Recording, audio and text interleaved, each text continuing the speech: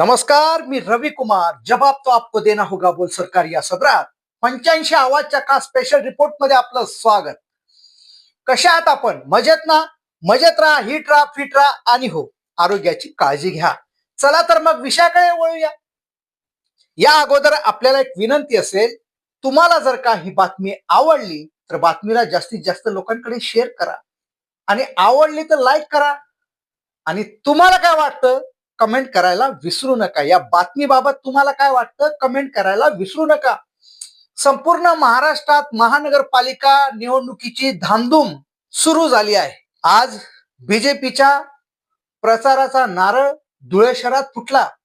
आता सुरू झाला प्रचार. आता सुरू होणार यांचं नाटक.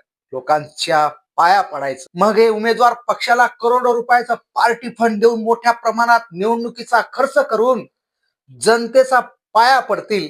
मग अभिनय सुरू होणार. मग यांच्या सभा सुरू होतील. मग सभेला 200-500 रुपयांनी बाया माणसांना आमिष देतील आणि रॅलीत आणलं जाईल.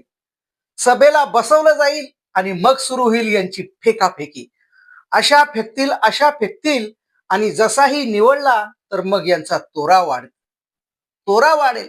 म्हणून सवाल उपस्थित होतो, जेव्हाही तुमच्या गल्लीत तुमच्या वार्डात उमेदवार येतील यांना विचारा की तुम्ही तिकीट घेतलेले आहे बीजेपीचं. तुम्ही मागील 2018च्या मनपा निवडणुकीत काय सांगितले होते त्यांना आठवण करून द्या आणि जा विचारा. आज बीजेपीचा प्रचाराचा नारळ फोडून प्रचाराला सुरुवात करण्यात आली. ऐका मग आमदार साहेब काय म्हणतात. परंतु मला दुःख वाटतं साहेब, फार दुःख वाटतं का राष्ट्रवादीचा निवडणूक सुकाणू प्रमुख कोण? तर माजी आमदार फारुख शाह. काय दुःख वाटतं यांना दुःख आहे मित्र पक्षातल्या अजित पवार गटाचा माजी आमदार सुकाणू समितीचा प्रमुख झाला म्हणून यांना दुःख वाटतं. हो का? एवढं दुःख झालं आमदार साहेब तुम्हाला? दुःख झालं एवढं दुःख झालं का? दुःख झालं फक्त ते माजी आमदार मुस्लिम आहेत म्हणून?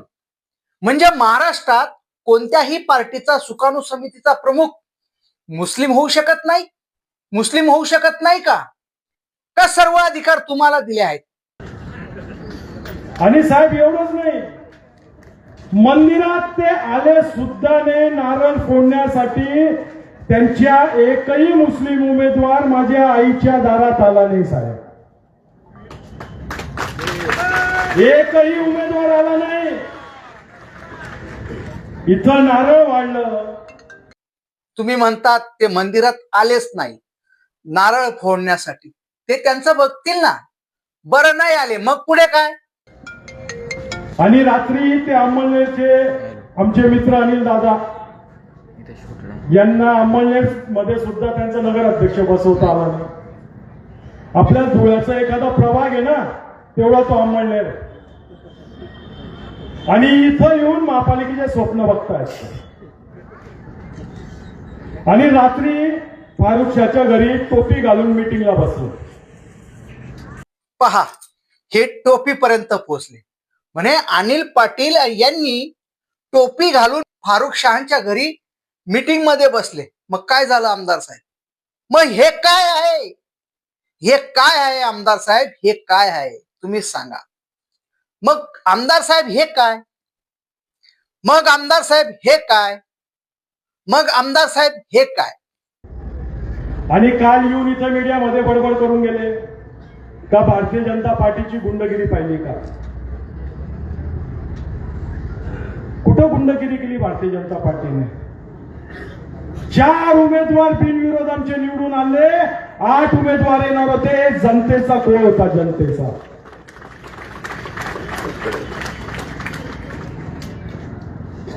प्रभाग 5 मधला आमचा एक उमेदवार जो बिनविरोध येणार होता,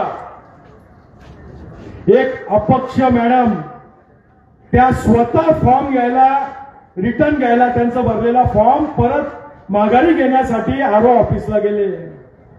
साहेब पायऱ्यावरनं राष्ट्रवादीवाल्यांनी त्यांना उचलून नेलं, माघारी घेऊ दिली नाही.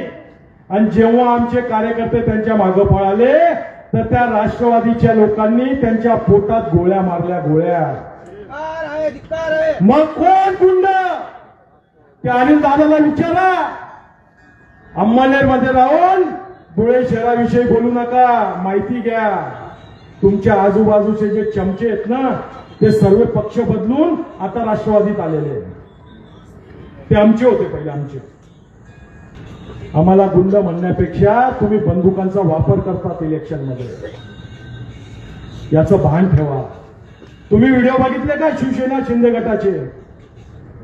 जे लोक माघारीला जात होते त्यांचे हात जोड, पाय पड, त्यांना मज्जाव कर, माघारी घेऊ नका. का नाही केली गुंडागर्दी? मग काय बिनविरोध असेच झाले का? त्यांना धमकावले नाही, त्यांना आमिष दिली नाही? आमदार साहेब, धुळे शहराची जनता सुज्ञ आहे म्हणूनच 4 उमेदवारांना तुम्ही बिनविरोध करू शकले. नाहीतर तुम्ही सर्वच्या सर्व जागा बिनविरोध केल्या असत्या गुंडागर्दी करून. काय म्हणता तुम्ही? जनतेचा कौल असा असतो का? जनतेचा कौल पहिले अर्ज दाखल करायचा आणि नंतर माघार घ्यायची, याला जनतेचा कौल म्हटलं जातं.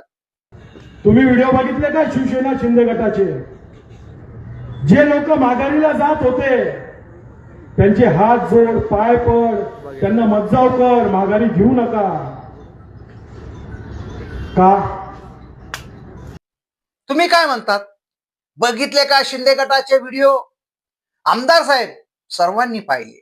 आमदार साहेब, तुमच्या बरोबर शिंदे गट सत्तेत आहे ना, मग थोडस तुमच्याकडूनच शिकले असतील. तुम्हाला काय वाटतं? तुम्हालाच येतात सर्व छक्के पंजे. परंतु लोक म्हणतात अनुप अग्रवाल जातीवादी. आता मंदिरात नाही आले तुम्ही, मग जातीवादी कोण? नाही नाही नाही, तुम्ही जातीवादी अजिबात नाही.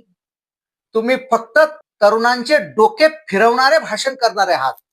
2 जातींमध्ये भांडण लावण्याचे काम करणारे आहात. तुम्ही जातीवादी अजिबात नाही. तुम्ही फक्त हिंदू मुस्लिम करणारे आहात. तुम्ही जातीवादी अजिबात नाही. फक्त तुम्ही आमचे त्यांचे एवढेच भाषण करणारे आहात. आमदार साहेब, त्यांच्या 20 सीटा निवडून येतील आणि आपण गाफील राहिलो, इकडं तिकडं मतदान केलं तर मग आपलं काहीच खरं नाही. इतक्या मेहनतीने भगवं केलेलं शहर परत कोणत्या रंगाचं होईल मला माहित नाही. पहा तुमचे भाषण. धुळे शहरालाही कलर मध्ये विभागून टाकले तुम्ही. विकासावर बोला, विकासावर. आमदार साहेब, भ्रष्टाचारावर बोला, भ्रष्टाचारावर. तुम्ही काय सांगितले होते 2018ला?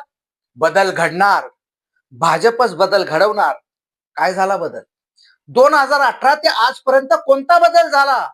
कुठे गेला तुमचा विकास? कुठे लपला तुमचा विकास? तुमच्या विकासनामामध्ये 5वे सूत्रे काय होते? विसरलात का? हा जाहीरनामा, विकासनामा काय सांगितले होते तुम्ही? आठवण देऊ? मग ऐका. धुळेकरांची तहान भागवणारा सुनियोजित पाणी पुरवठा, परिसरातील धरणांमध्ये पुरेसा जलसाठा उपलब्ध असून देखील आजही धुळे शहरातील अनेक भागात 5-5 दिवसांनी पाणी येते. केंद्र शासनाने पाण्यासाठी 136 कोटी रुपये मंजूर केले, मात्र सत्ताधाऱ्यांनी त्यातही भ्रष्टाचार केला. शहरातील पाणी प्रश्न गांभीर्याने सोडून भाजप धुळेकरांना मुबलक आणि स्वच्छ पाणी देण्याला प्राधान्य देणार. विसरलात का? कोण होते भ्रष्टाचार करणारे? जे भ्रष्टाचार करणारे होते तेच सर्वच्या सर्व तुमच्या बरोबर बीजेपी मध्ये आजही आहेत. त्यांनी 136 कोटी रुपयाचा तेव्हाच्या सत्ताधाऱ्यांनी भ्रष्टाचार केला. मग ते जेलमध्ये पाहिजे होते. ते तुमच्या बरोबर तुमच्या पक्षात कसे? तेव्हा ते बॅटिंग करत होते आणि तुम्ही पवेलियन मध्ये बसला होतात. तुम्ही ह्या दिवसाची वाट पाहत होतात. 2018 ते 2025. आमदार साहेब, भ्रष्टाचाराचे बाता करता आणि विकासाच्या बाता करता. एवढे फेकू नका. तुर्तास इथंच थांबूया. चला तर मग रविकुमारला द्या परवानगी. नमस्कार.